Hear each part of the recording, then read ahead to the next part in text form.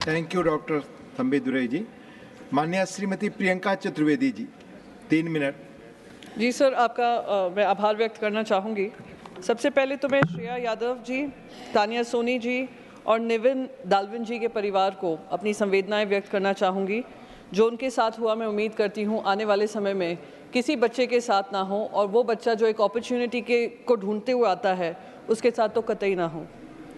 Sir, मैंने जब ये अखबार आज पढ़ रही थी, उसी फ्रंट पेज पे 22 साल के युवा हैं हरियाणा के रवि माउन, उनके बारे में भी पढ़ा। वो फ्रंट पेज पे ही है इसी अखबार के, जिनकी मौत हो गई रशिया के वॉर में लड़ाई लड़ते लड़ते।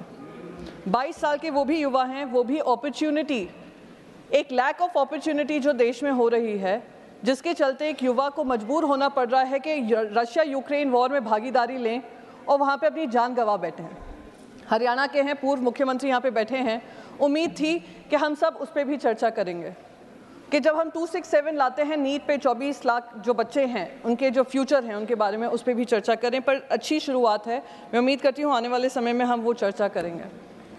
सर, जब लोकसभा के चुनाव हुए थे उस समय पे बात की गई थी पापा ने किस तरीके से वॉर रुकवा दी, और जो युवा हैं वो वहाँ से यूक्रेन से इंडिया लाए गए। वो बच्चे वापस तो आ गए इंडिया, पर वहाँ पर उनको ये ब्रिज कोर्स नहीं दिया कि किस तरीके से वो अपनी MBBS की पढ़ाई पूरी कर सकें।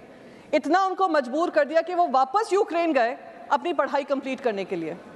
और ये दूसरे युवा हैं हरियाणा के, अगर आप पढ़ेंगे उनके बारे में, उनके परिवार ने अपनी लैंड बेच दी इस उम्मीद में कि वो जो लैंड का पैसा आएगा वो एजेंट को पे करेंगे और वो जाकर दूसरे देश में जाकर वो कमाई करेंगे। पर उनको बरगला कर उनको रशिया में उनकी आर्मी में डाल दिया गया। ऐसे बहुत अनगिनत युवा हैं, अनगिनत युवा जिनकी मौतें हो गई हमें पता ही नहीं है।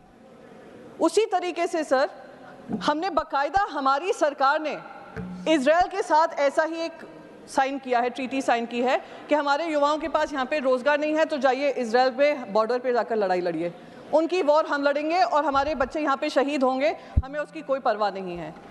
इसका रूट कॉज एक ही है सर, 9.2% अनएम्प्लॉयमेंट। जो युवा उम्मीद करता है कि उनको आर्मी में भर्ती मिलेगी, उनको अग्निवीर दे दिया जाता है। जो युवा उम्मीद करता है उनको रोजगार मिलेंगे, उनको अप्रेंटिसशिप प्रोग्राम दे दिया जाता है।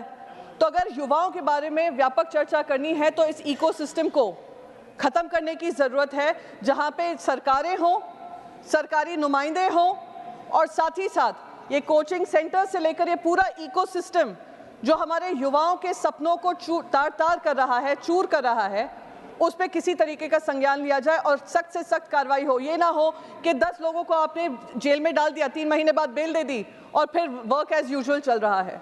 तो इस पे गंभीर, मैं मानती हूँ, चर्चा होनी चाहिए और रेगुलेशन जो सब मांग कर रहे हैं उस रेगुलेशन पे भी ध्यान देना चाहिए। आपका बहुत बहुत आभार। Thank you.